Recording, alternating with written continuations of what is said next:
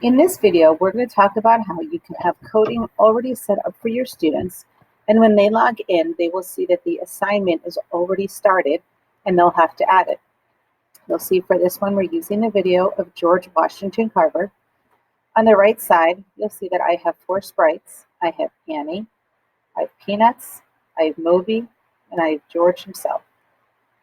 So when I click on Annie, this is the coding that will appear.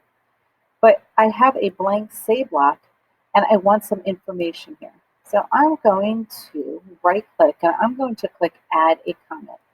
When I click add a comment, it's going to give me a post-it. Well, what do I want Annie to say? Maybe she can find some way to introduce George Washington Carver.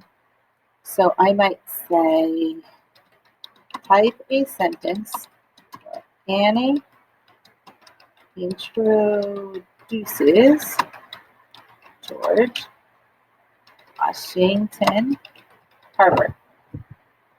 When the students log in, that is what they're going to see. I can take this comment, I can move it over here, I can move it over here. I might want her to have a sound when she's done, so I'm going to click play sound, and I'll have options of different sounds that I can choose from. Now, if I was to click on George, I see I already have something in here. So what I wanted to do is I wanted to give my students a starting point of what I wanted to focus on. So I made sure that this was in here. I did not choose to have them add anything to George, but that does not mean that they can't. There's lots of options. When we come to the Peanuts, I have a whole bunch of blocks that I put here.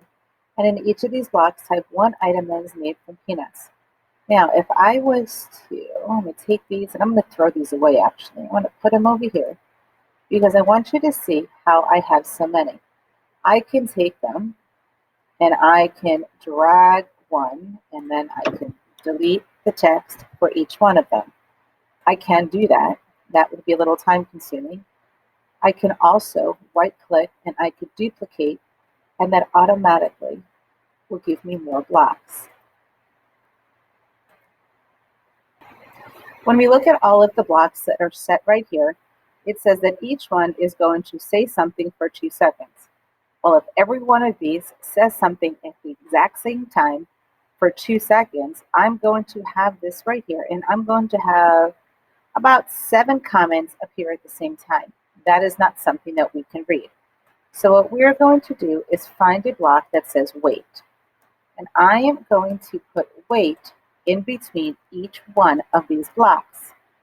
When I do that, it's going to tell the program that I want it to wait until the next fact appears.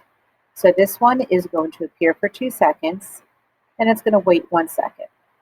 I actually want this to wait a little bit longer. I'm going to have it wait for about 4 seconds. This one's going to wait for 2, going to wait for 4, and I can continue to do this. What this is going to allow is, instead of all of the facts appearing at one time, I'm going to have the facts appear in a sequential manner so that I can read each of them as they appear on the screen. When I come to Moby, now what I did is I wanted Moby to wait a second. I didn't want him to talk right away, which is why he's waiting for 4 seconds here. And then he's going to tell us something he loves about peanuts. When I'm done, and I've adjusted this the way that I like, I will simply click Assign, and then I will need to select my class, and then I will assign it to the class.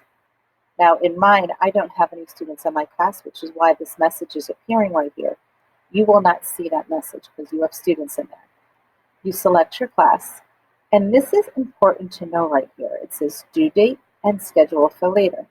If I know that I'm going to be absent, but I want my students to do some work in BrainPOP, well, I can schedule it for later, and I can choose for them to do the work on October 4th. Maybe I want to schedule this for a time that it's part of my rotation for personalized learning. It all depends. Maybe I'll tell them that your homework this week on George Washington Carver is going to be due Friday. I'm assigning this on Monday, but you're going to have to make sure it is done by Friday, October 4th. So this gives them time to work on it.